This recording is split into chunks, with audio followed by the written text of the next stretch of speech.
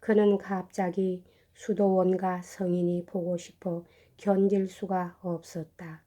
아직까지도 그는 이 수도원을 상대로 한 소유주의 경계선 문제와 벌목권과 어렵건 소재에 관한 오랜 소송 사건을 결말을 짓지 못하고 있었으므로 이 기회에 직접 수도원장을 만나 이 문제를 원만히 해결짓고 싶다는 구실 밑에 표드로 바블로비치와 동행하겠다고 나섰던 것이다.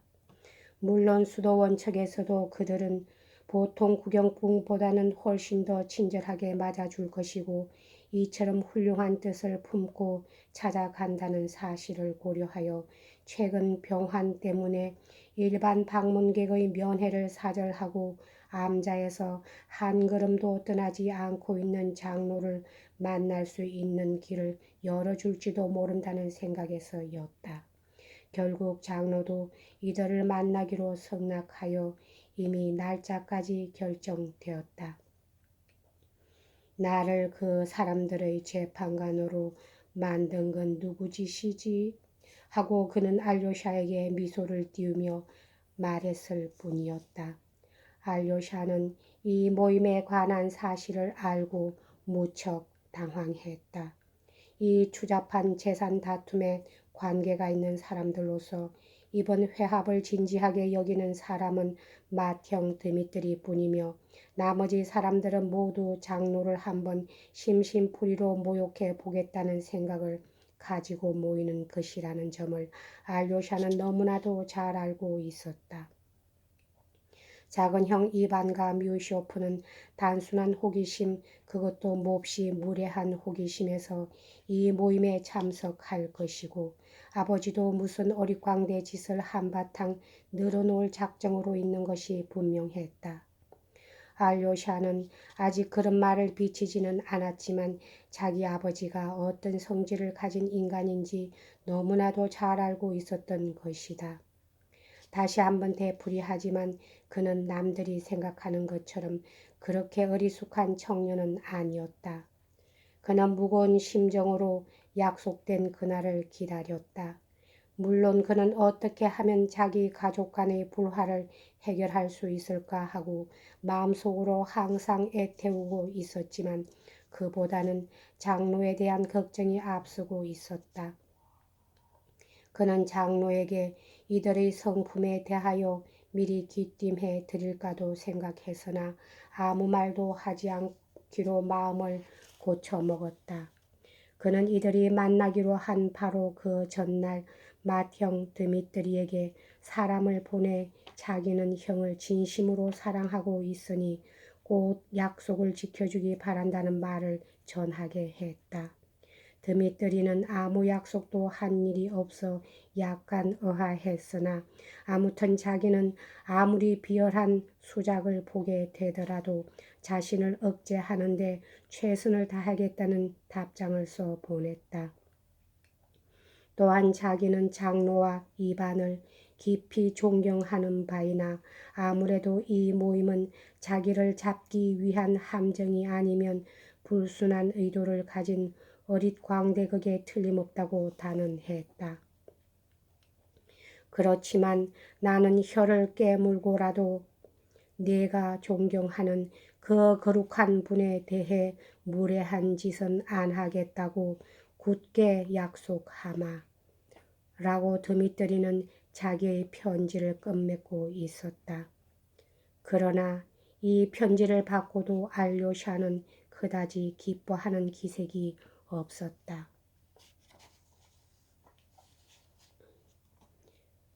제2편 빗나간 모임. 수도원에 도착하다.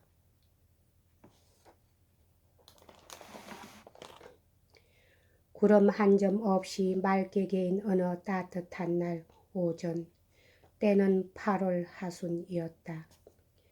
장로와의 회견은 미사가 끝난 직후인 11시 반경으로 정해져 있었다. 그러나 이날 모이기로 한 사람들은 미사에도 참석하지 않고 그것이 다 끝나갈 무렵에야 도착했다.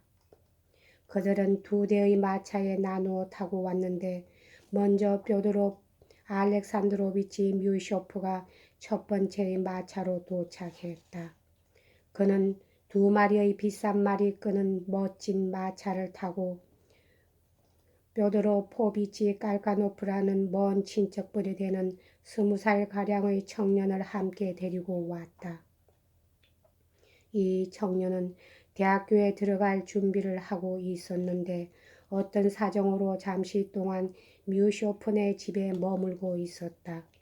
뮤쇼프는 이왕 대학에 갈 생각이라면 자기와 함께 쥐리나 예나로 가서 외국의 대학 과정을 마치도록 하라고 권하고 있었으나 이 청년은 아직 결정을 못 내리고 있었다.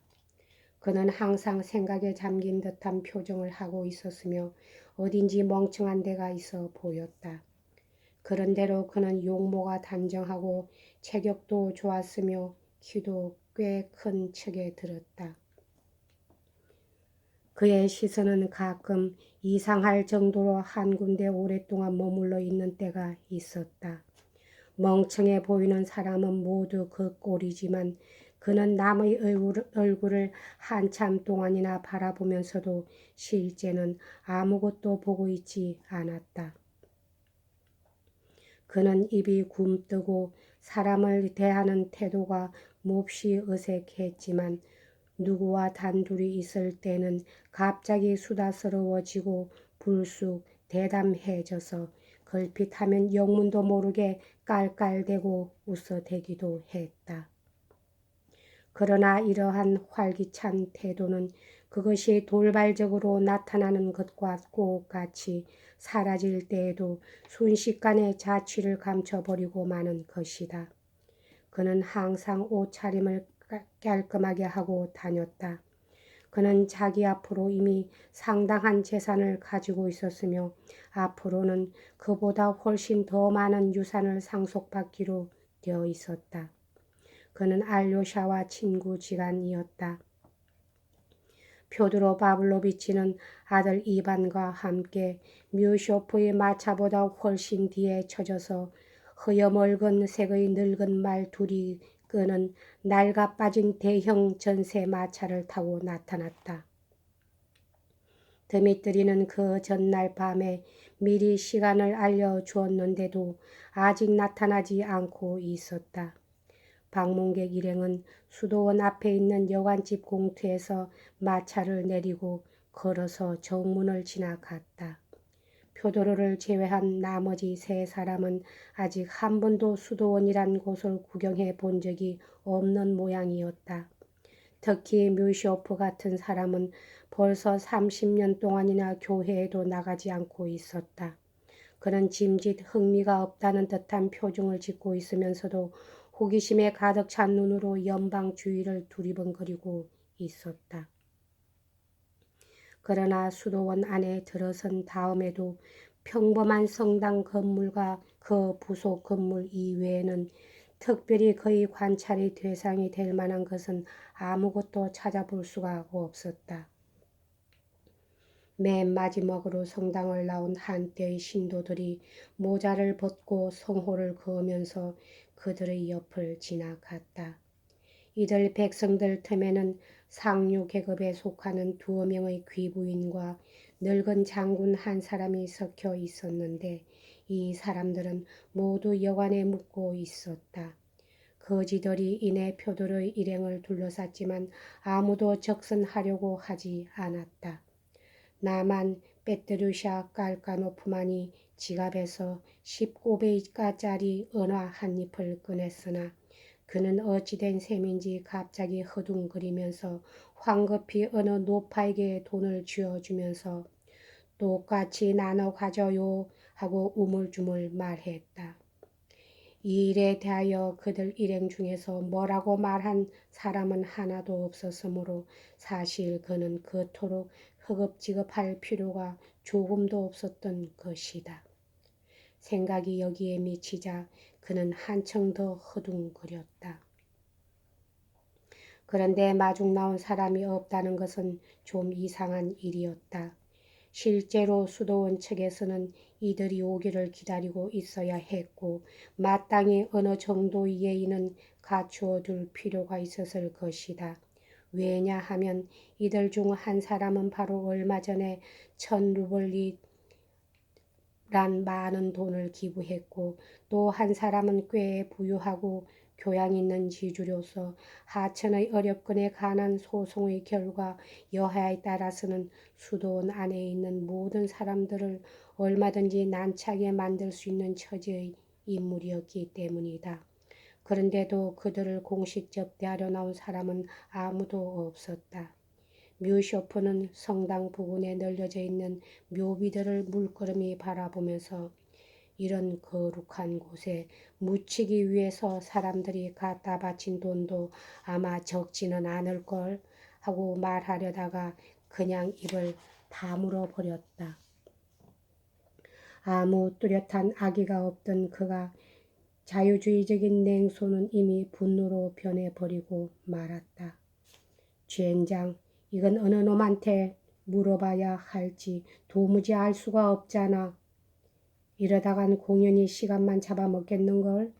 하고 그는 혼자 말처럼 불쑥 중얼거렸다.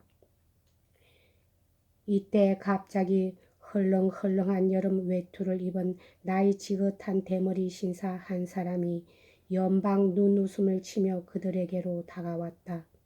그는 모자를 약간 축 펴 올리는 신용을 하며 달콤한 목소리로 자기는 듈라현에서 온 막시모프라는 지주라고 일동에게 소개를 했다. 그리고는 곧 일행을 돕겠다고 자청에 나섰다. 여기까지 하겠습니다.